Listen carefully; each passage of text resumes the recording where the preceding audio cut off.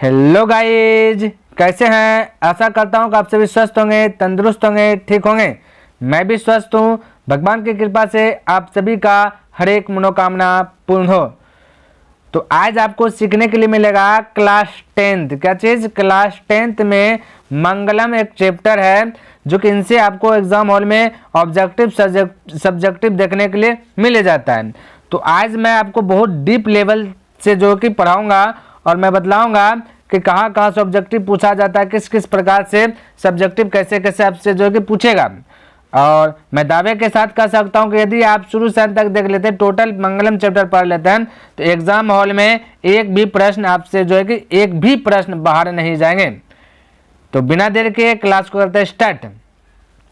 तो देखिए, मंगलम यानी कि स्मरणीय तथ्य, यानी याद कर लेना। ये जो हमने स्टार पॉइंट में लिखा है इसको आपको याद करना ही करना है। तो देखिए किस प्रकार से, यानी कहता है कि मंगलम, मंगलम में जितना भी श्लोक है सब उपनिषद से लिया गया। ठीक है, ध्यान में रखना।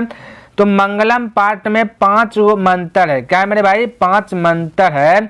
और सभी मंत्र जो है, ये सभी मंत्र है ना, सभी मंत्र जो एक उपनिषद से लिया गया है। जी मेरे भाई, आपने सही सुना कि टोटल जो है कि मंगलम पाठ में 5 मंत्र है।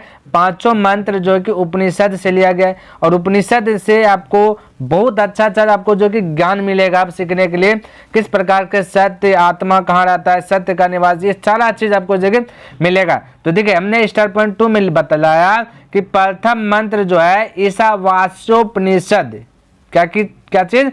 ईशावास्योपनिषद से लिया गया, जिसमें सत्य धर्म की प्राप्ति हेतु वर्णन है। यानी कि इसमें सत्य धर्म की प्राप्ति का जो है कि वर्णन किया गया है कि सत्य धर्म का प्राप्ति किस प्रकार से होता है, इसके बारे में जो है कि वर्णन किया गया। क्या चीज? प्रथम मंत्र में। तो प्रथम मंत्र कौन है? ईशावास्योप उपनिषद। आपको ये लर्न कर लेना चाहिए, है ना। इसमें क्या सीखने के लिए मिलेगा? सत्य धर्म के बारे में जानने के लिए मिलेगा। तो अब देखिए, दूसरा स्टार पॉइंट में हमने क्या लिखा? द्वितीय श्लोक। ये जो द्वितीय श्लोक पढ़ेंगे ये आपका लिया गया कठोपनिषद। हाँ, और मैं बता देता हूँ ईशावास्योपनिषद से जो लिया गया। ईशावास्योपनिषद में भी आपका बहुत सारा मंत्र है।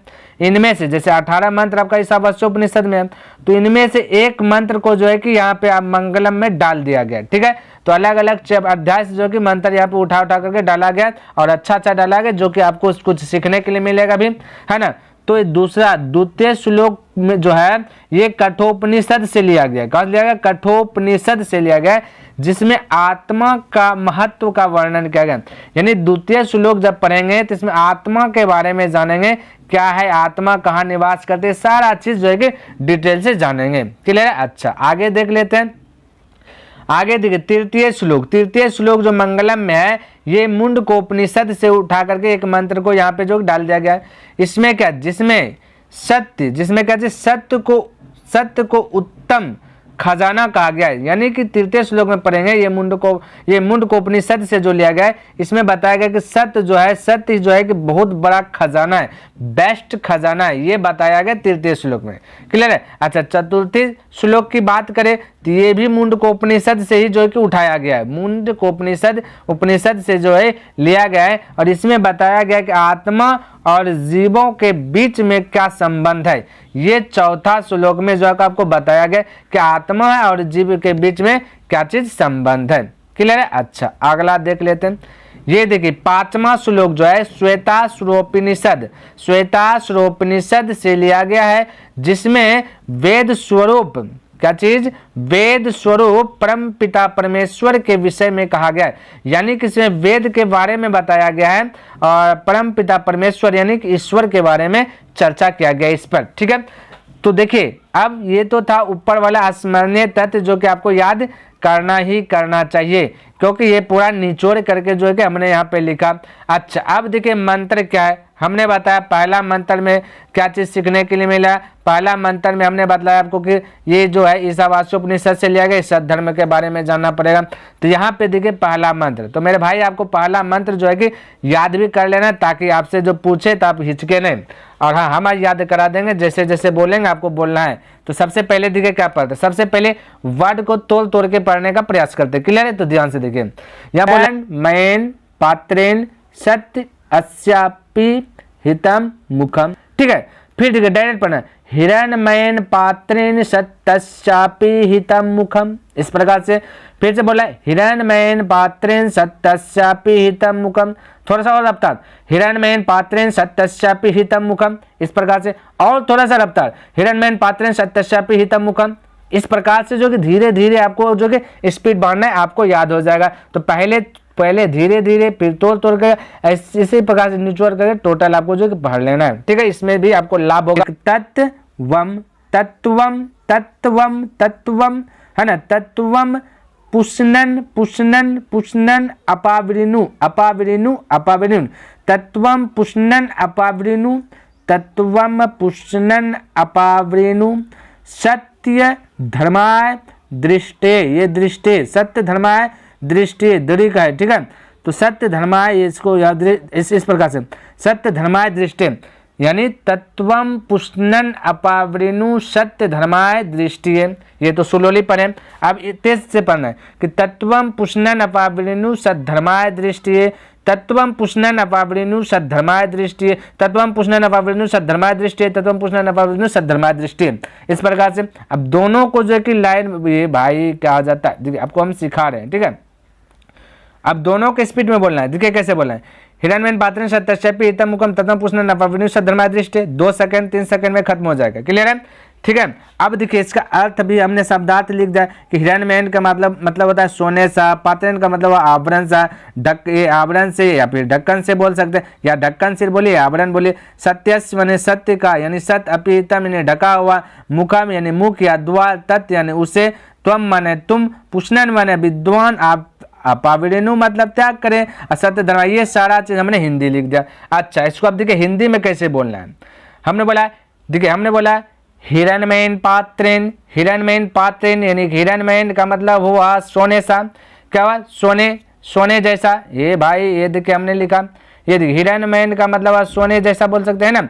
तो हिरण्मयेन पात्रेण यानी हे प्रभु सोने जैसे पात्र से सत्य का मुख ढका हुआ है, यानी यहाँ पे देखिए, ये देखिए मेरे भाई, हिरण्मयेन पात्रेण यानी कि हे प्रभु सोने का मुख, ये पात्रेण यानी ढक्कन, हे प्रभु सोने का मुख सोने जैसे पात्र से,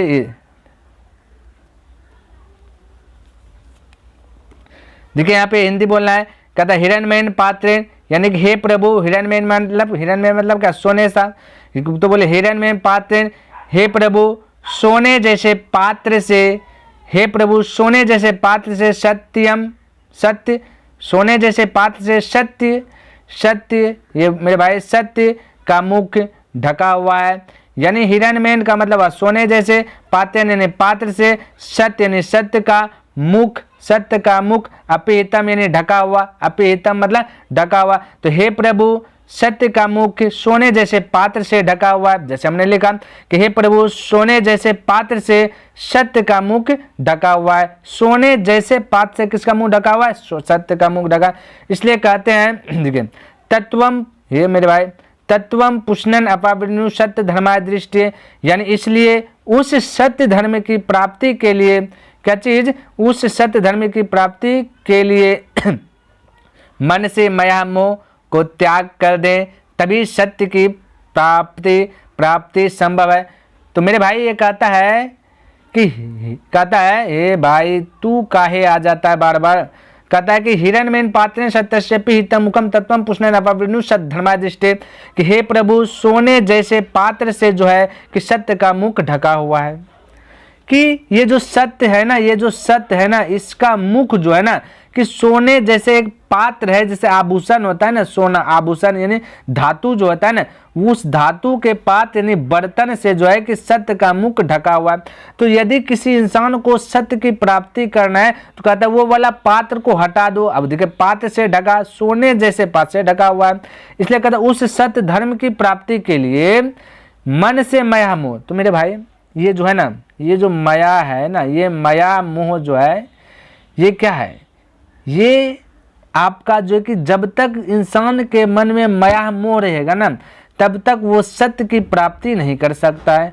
और एक बात मैं बता देता हूं कि सिर्फ ईश्वर, क्या मेरे भाई, ईश्वर ही सत्य है, बाकी सब असत्य है, सब झूठ है, सब माया मोह के जाल में अटका हुआ है मेरे भाई। ठीक है, तो जैसे कोई भी इंसान मरता होगा तो दिखेगा, कहता होगा कि राम नाम सत्य है, क्या राम का ही नाम सत्य, यानी कि ईश्वर का नाम ही सत्य है, बाकी सब असत्य है।